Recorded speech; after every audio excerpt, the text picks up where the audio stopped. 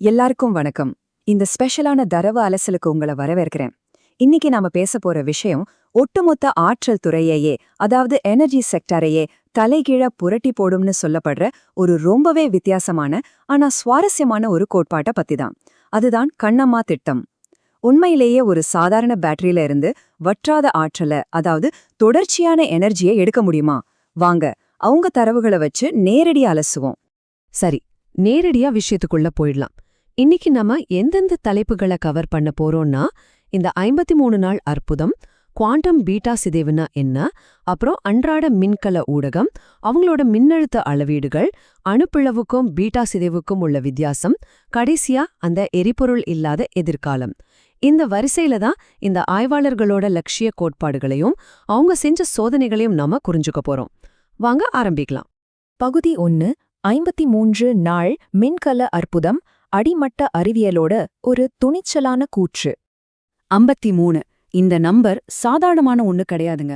Thermodynamics பத்தின நம்மளோட அடிப்படை புரிதலுக்கே சவால் விடுற மாதிரி ஆய்வாளர்களோட 126வது அறிவியல் சோதனையில முழுசா டெட் ஆயிடுச்சுன்னு ஒதுக்கப்பட்ட ஒரு பேட்டரி தொடர்ந்து எந்த தடையும் இல்லாம இயங்குன நாட்களோட எண்ணிக்கை தான் இந்த 53. இதுல ரொம்பவே ஆச்சரியமான விஷயம் என்ன தெரியுமா? சக்தி முழுசா தீர்ந்து போன ஒரு பழைய பேட்டரி 2.2 வோல்ட் நிலையா கொடுக்குதுங்கிறது மட்டும் இல்லாம ஒரு 5 வோல்ட் டிசி மோட்டாரை 10 செகண்ட்ஸ் வரைக்கும் சுழற்ற அளவுக்கு மெக்கானிக்கல் ஃபோர்ஸை வெளியிடுதுன்னு சொல்றாங்க. அது மட்டுமா, புது செல் ஒன்னு 18 நாளா 2.6 வோல்ட்ல ஸ்டேபிளா நிக்குதுன்னு பதிவு செஞ்சிருக்காங்க. இது உடனடியா நம்ம மனசுல ஒரு பெரிய அறிவியல் கேள்வியை எழுப்புதில்ல? பகுதி 2, குவாண்டம் பீட்டா சிதைவுனா என்ன, ஆற்றலின் பின்னணியில் உள்ள கோட்பாட்டு வழிமுறை.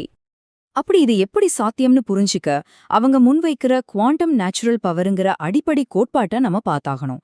கண்ணம்மா திட்டத்தோட கூற்றுப்படி இது அணுவோட உட்கருவுல இயற்கையாகவே நடக்கிற சிதைவால ஏற்படுற வற்றாத எலக்ட்ரான் ஓட்டம். அதாவது இது ஒரு தொடர்ச்சியான வட்ட இயக்கத்தை, ரவுண்ட் மோஷனை உருவாக்குதுன்னு சொல்றாங்க. இது நாம நினைக்கிற மாதிரி சாதாரண கெமிக்கல் எலக்ட்ரிசிட்டி கிடையாது. இந்த இடத்துல ஒரு முக்கியமான பாயிண்ட் நோட் பண்ணணும். கார்பன் 14, அதாவது கிராஃபைட்ல இருக்கிறது, இதோட அரைவாழ்காலம் 5730 வருஷங்கள். அதே மாதிரி பொட்டாசியம் ஹைட்ராக்சைட்ல இருக்கிற பொட்டாசியம் 40யோட அரைவாழ்காலம் 1.2 பில்லியன் வருஷங்கள். இந்த குறிப்பிட்ட ஐசோடோப்களோட இயற்கையான சிதைவை கண்ட்ரோல் பண்றது மூலமா தான் பல வருஷங்களுக்கு நிலைச்சு நிக்கிற ஆற்றலை உருவாக்க முடியும்னு இந்த ஆய்வாளர்கள் உறுதியா நம்புறாங்க. பகுதி 3, அன்றாட மின்கல ஊடகம், டியூராசெல்லை மறுபரிசீலனை செய்தல். இப்போ கொஞ்சம் பிராக்டிக்கலா யோசிப்போம். நம்ம வீட்ல சாதாரணமா கிடக்கிற பொருட்களை வச்சு இதை எப்படி பண்றாங்க? பேட்டரிங்கிறது ஒரு ரசாயன சேமிப்பு கிடங்கு கிடையாது. அது ஒரு சின்ன அணுக்கரு திணைக்கான மீடியம் மட்டும்தான் இவங்க சொல்றாங்க. அதாவது கடையில வாங்குற பேட்டரிகளை கெமிக்கல் டேங்குகளா பார்க்காம பீட்டா சிதைவு நடக்கிறதுக்கான ஒரு பிசிக்கல் மீடியமா, ஊடகமா முழுசா மாற்றி யோசிக்கணும்னு நம்மள வலியுறுத்துறாங்க.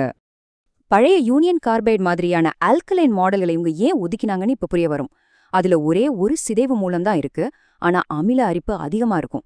அதுவே இந்த புதிய ஜெல் டெக்னாலஜி கொண்ட டியூராசெல் பேட்டரிகள்ல கார்பன் 14, பொட்டாசியம் 14 2 சிதைவு மூலங்கள் இருக்கு.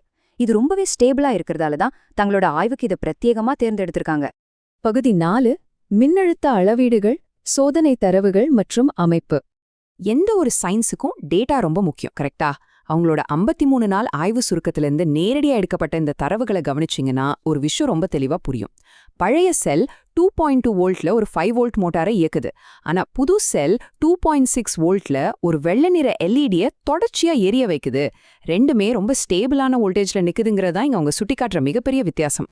இந்த சோதனையை எப்படி செய்யணுங்கிறதுல ரொம்பவே கண்டிப்பான சில ரூல்ஸ் வச்சிருக்காங்க. அதாவது 2 பேட்டரிகள் கொண்ட 3 ஜோடிகளை உருவாக்கணும். ஆனா அந்த ஜோடிகளை தனித்தனியா வச்சுக்கணும், 3ஐயும் ஒன்னா சேர்த்திடக்கூடாதுன்னு திட்டவட்டமா சொல்றாங்க. ஏன்னா வோல்டேஜ் சும்மா கூட்டி காட்டுறது அவங்க நோக்கம் இல்ல. குறிப்பிட்ட முனைகள்ல சோதிச்சு அந்த 2.6 வோல்ட்ல அது நிலை பெறத, ஸ்டெபிளைஸ் ஆகிறத நேர்ல பாக்குறது தான் உண்மையான குறிக்கோள். இங்கே இன்னொரு ட்விஸ்ட் இருக்கு, கவனிச்சிங்களா? சாதாரண மல்டிமீட்டர்களை வச்சு உண்மையான குவாண்டம் அவுட்புட்டை கண்டுபிடிக்க முடியாதுன்னு ஆய்வாளர்கள் சொல்றாங்க. மீட்டர்ல 500 மில்லி ஆம்பியர்னு காட்டுனாலும் அதுக்குள்ள கிட்டத்தட்ட 6000 மில்லி ஆம்பியர் வரைக்கும் ஹிடன் ஆம்ப்ஸ், அதாவது மறைந்திருக்கும் ஆம்பியர்கள் இருக்குன்னு இந்த முரண்பாடான அளவீடுகளுக்கு அவங்க ஒரு விளக்கம் கொடுக்கறாங்க. பகுதி 5, அணுப்பிளவு மற்றும் பீட்டா சிதைவு, உலகளாவிய ஆற்றலுக்கான புதிய அணுகுமுறை. சரி, இப்போ அவங்களோட லேபை விட்டுட்டு கொஞ்சம் வெளியே வந்து பெரிய ஸ்கேல்ல இதை பார்ப்போம். நவீன இயற்பியலோட பிரம்மாண்டமான தத்துவங்களுக்கு எதிரா தங்களோட இந்த கண்டுபிடிப்பை எப்படி நிறுத்துறாங்க தெரியுமா? தற்போதைய அணுக்கரு நுட்பங்கள் ரொம்ப செலவு பிடிச்சது, உலக அளவுல ஃபெயிலியர் ஆனதுன்னு அவங்க வெளிப்படையா விமர்சிக்கிறாங்க. அதுக்கு பதிலா தங்களோட இந்த இயற்கை பீட்டா சிதைவு முறைதான் எல்லாருக்கும் எளிதா கிடைக்கக்கூடிய ரொம்பவே மலிவான ஒரு மாற்றணும், இதுதான் எதிர்காலத்துல உலகை ஆளணும் ரொம்ப உறுதியா நம்புறாங்க. பகுதி 6. எரிபொருள் இல்லாத எதிர்காலம். குவாண்டம் ரெசனன்ஸ் மூலம் விரிவாக்குதல். இப்போ கடைசியா இந்த டேபிள் டாப் சோதனைய எப்படி ஒரு உலகளாவிய தீர்வா மாத்த போறாங்கங்கிற அந்த பிரம்மாண்டமான தொலைநோக்கு பார்வைய பார்க்கலாம். குவாண்டம் ரெசனன்ஸ் அப்படிங்கிற ஒரு செயல்முறை மூலமா இந்த சின்ன சின்ன சிதைவு செல்களை ஒருங்கிணைச்சு எந்த ஒரு பாரம்பரிய எரிபொருளும் இல்லாம பெரிய பெரிய எந்திரங்களை இயக்க முடியும்னு இந்த திட்டம் சொல்லுது. அதாவது பவர் கிரிட்டையோ இல்ல புதைப்படிவ எரிபொருட்களையோ நம்பியிருக்காத ஒரு எதிர்காலத்தை உங்க கற்பனை செய்றாங்க. ஆற்றலை வற்றாமல் சுழல வைக்க முடியும். இந்த ஒரு வலிமையான வாசகம் அவங்களோட ஒட்டுமொத்த வாதத்தையும் ரொம்ப கச்சிதமா சுருக்கி சொல்லுது. வழக்கமான வெப்ப இயக்கவியல், அதாவது தெர்மோடைனமிக்ஸ் விதிகளுக்கு அப்பாற்பட்டு ஒரு வற்றாத ஆற்றல் சுழற்சியை உருவாக்குறது கண்டிப்பா சாத்தியமேன்னு அவங்க ஆணித்தரமா முன்வைக்கிறாங்க.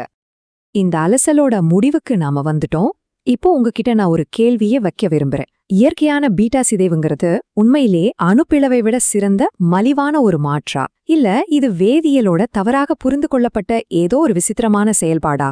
அடிமட்ட அளவுல செய்யப்படுற அறிவியலுக்கும் நிலைநிறுத்தப்பட்ட இயற்பியலுக்கும் நடுவுல இருக்கிற இந்த மெல்லிய கோட்டை பத்தி நீங்க என்ன நினைக்கிறீங்க? தொடர்ந்து சிந்திப்போம்.